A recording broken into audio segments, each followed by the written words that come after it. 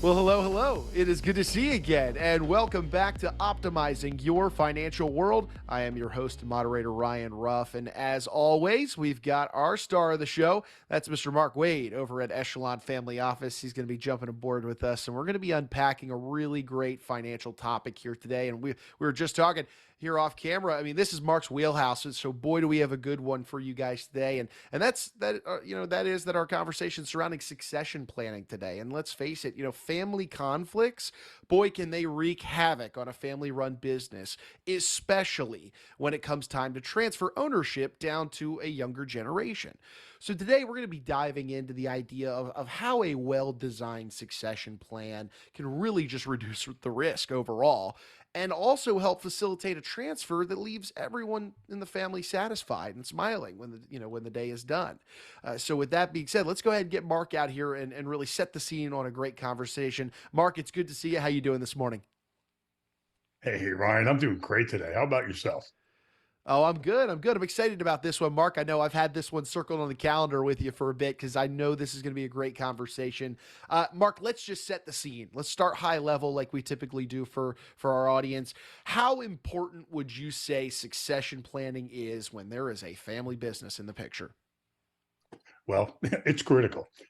Anytime a family wants to pass a business from one generation to the next, succession planning is absolutely essential because, the lack of a solid succession plan, potentially results in family conflict, family differences, and, financial complications that can bring down the entire enterprise.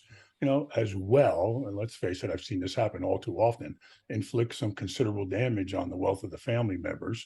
Uh, And, we've also seen more than once how poor succession planning can lead to those serious conflicts I talked about turning out to be major disasters. So, these confrontations, they could drain family wealth.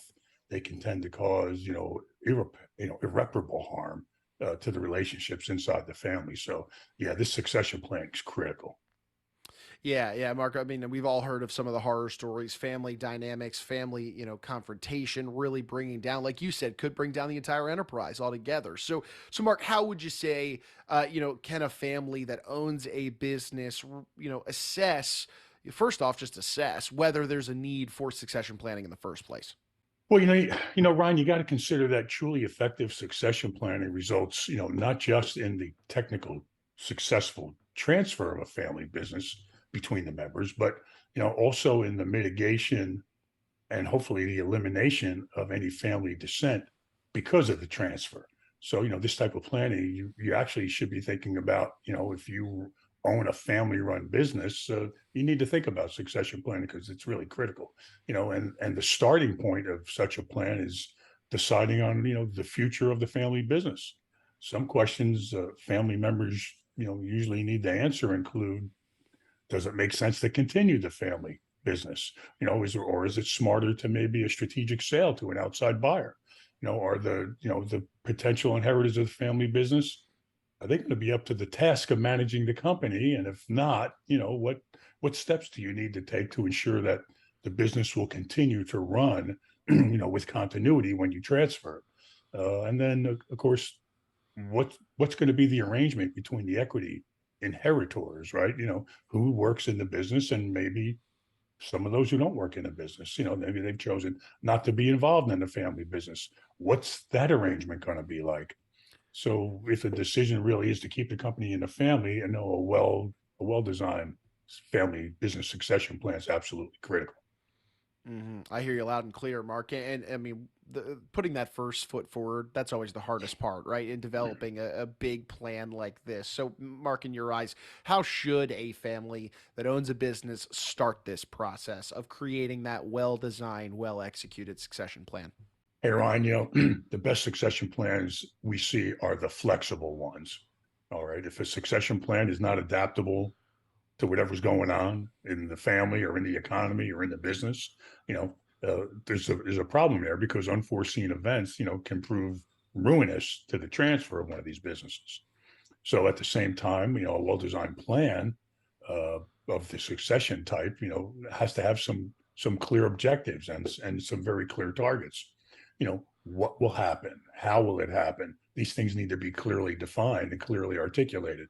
So, the roles and responsibilities of the family members, those who will inherit the company and those who are not going to inherit the company, are clearly spelled out and in detail. Uh, the goals of any of these succession plans really has to be clearly communicated to all the members of the family who are going to be impacted by the transfer of the business. And this happens best personally between the family members. Explaining the logic in family meetings. That often proves the most useful way to do it if family members have the opportunity to voice their concerns before this actually happens. At the same time, it can be beneficial if the succession plan, or at least the big picture of the succession plan, maybe not all the details, is shared with a lot of the senior non-family executives at the company.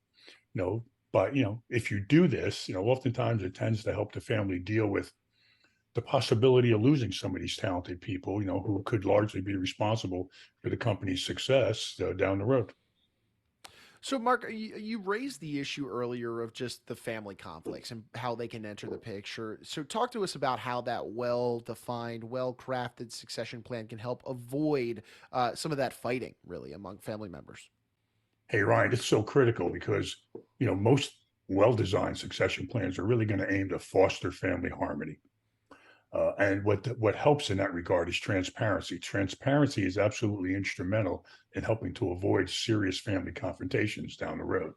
And by involving the inheritors in the future of the family business, as opposed to responding to decrees coming down from the senior generation, there usually are fewer bad feelings. Okay, and oftentimes the lawsuits that accompany bad feelings or don't happen, so we avoid those lawsuits. Uh, so when family members understand and accept how the family business is going to transition, it's more likely that those serious problems are going to be avoided. But and look, I can't stress how important this is. It's impossible to guarantee that all major disagreements between the family members are going to be avoided just because you have a plan in place. You know, Different personalities are going to lead to different disagreements, and those disagreements can cascade into major altercations. So, that's why it's useful to have a methodology in place that is going to help resolve these disputes as the succession plan is formalized. The more work you do up front, the less anxiety you have later on. And the family business mediation can be quite effective, for example. And the mediation approach can help ensure that all the relevant family members have a say, okay, and can be heard during the process. And given time, it is a way to get consensus and potentially avoid any awful confrontations. I hear you there, Mark. Let's put family harmony, on the shelf here for just a moment. Let's talk about the technical side of the business. How does a well-crafted succession plan address those technical aspects of the family business specifically? Yeah, yeah, good question.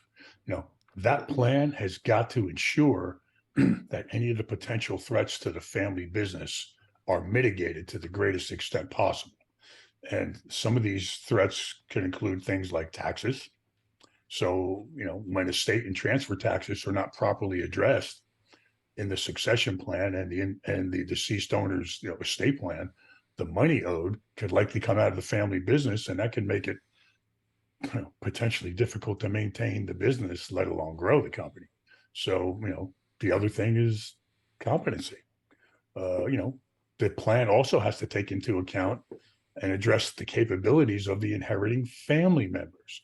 Okay, if they're not up to the task of managing the company well, then the plan's got to take steps to ensure that there's somebody there that can help assist them or do it for them. Otherwise, a different course of actions, may make more sense. Maybe that sale. Uh, and then, let's not ignore the individual financial problems that family members can have. If a family member inheriting the business has some serious financial problems, let's say bankruptcy, for example, he or she could take actions that would potentially harm the company and consequently have an adverse effect on the welfare of the other family members, quite frankly. And, you want to avoid that to the best extent possible. And then, of course, there's the all too common circumstance of divorce. You know, so common nowadays.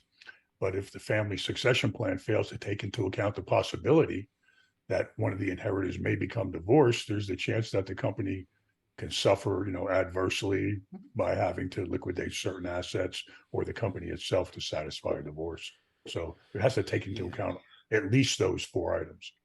Sure, sure. And Mark, man, there's so much going into this. There's so many different variables at play within a succession plan. Do you have any advice for our audience in taking all of these goals, these issues and objectives, taking all of these things and then getting them down and formalized into the succession plan? Any advice in that process? Hey Ryan, have you ever heard the if it's not written down and signed and witnessed by other people, it's really not worth anything? Mm-hmm. I mean, we've all Mm-hmm. heard that before, and it's true. So, one of the key steps is to, codify the succession plan, which usually involves putting everything down on paper, having everything, set out and made part of the legal documents makes it, a lot harder for unhappy family members to contest any potential transition and the decisions that were made previously. So, if it's down and everybody understands and it's been signed and codified, then you pretty much have to go by that, and, codifying a well-designed succession plan, you know, also is valuable because it's going to give all the family members and any other related parties a formal record of what everybody agreed to. And so, there are two basic types of documents in this process. They are called collective documents and personal documents. Let's talk about the collective ones first. That explains the relationships within the family business. So examples include things like board agreements, operating agreements, shareholder agreements. It's best when these documents are as concise as they can be, and they're easy to understand, so they make sense to all of the involved family members. Okay, and oftentimes when they are complicated, the attorney will provide a plain English summary of them, and that's usually very effective for all the members. Then there are those other documents, the personal documents. And, these documents basically explain the way the individual family member has, prepared his or her own individual estates. Okay. These include things like, wills, durable power of attorneys, medical directive, trusts, things such as that. Okay.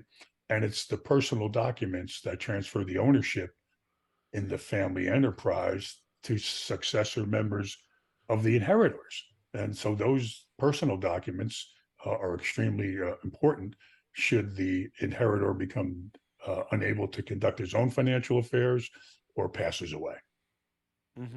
This is great stuff, Mark. And we've been talking a lot about things to consider, when somebody wants to go through this process of creating that well-designed succession plan. But I want to kind of flip the script here for a second. Are there any issues that you're seeing that families aren't considering? Those mistakes that they're making about their succession plans when they're going through this process. Any don'ts that you have for us?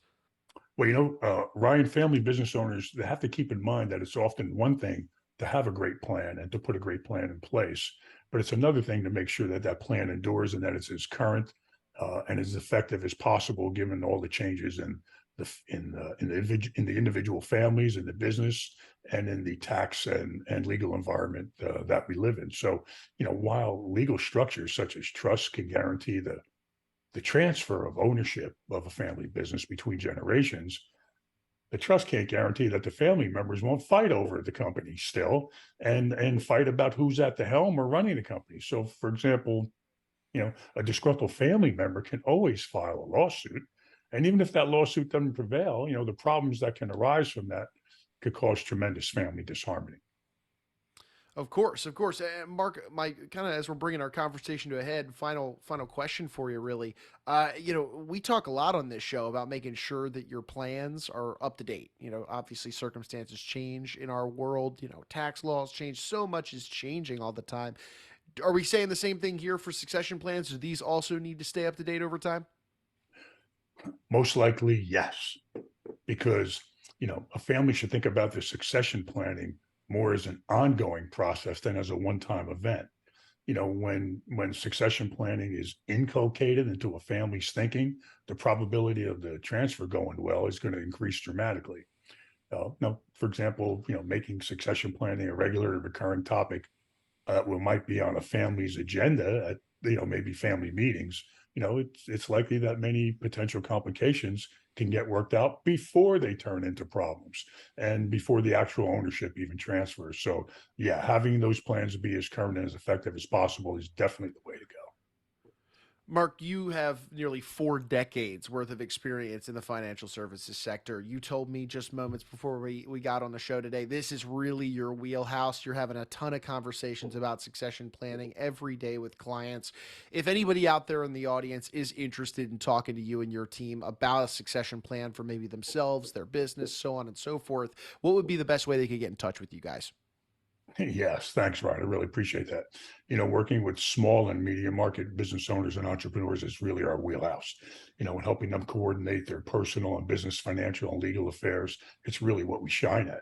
So, people can check us out on the web at www.echelonoffice, that's ECHELON office.com. If they're so inclined, they can reach me directly at mwade, that's MWADE, at echelonwealth.com, ECHELON, the word wealth.com, or just call right in at 888-892-9882. Alrighty, fantastic. Well, Mark, I know you're a busy guy. You've got clients to serve. We will let you get back to doing that, but I appreciate you hanging out with us today and diving into this really popular topic, an important topic of succession planning with us. Thanks, Ryan. Appreciate it. And I look forward to our next event. Alrighty, thanks so much, Mark. And hey, look, we want to take one final moment, as always, and thank you guys, and that's our audience, for hanging out and being with us on the show today. If you took anything away from today's discussion and you benefited from it in any way, shape, or form, do us a favor, subscribe to the show on whichever platform you saw us or listened to us on today. And then, of course, share this information with any friends, family, or business owners, anybody that you think might be faced with the need for a succession plan, going through this process themselves for their business. Mark and we're tapping into his 4 decades worth of experience. We've got these great wealth management topics that we're bringing to you guys every time we get together on this show. And by subscribing to it, it'll make sure that you never miss out on a new episode and a lot of new value that we can bring to you and yours.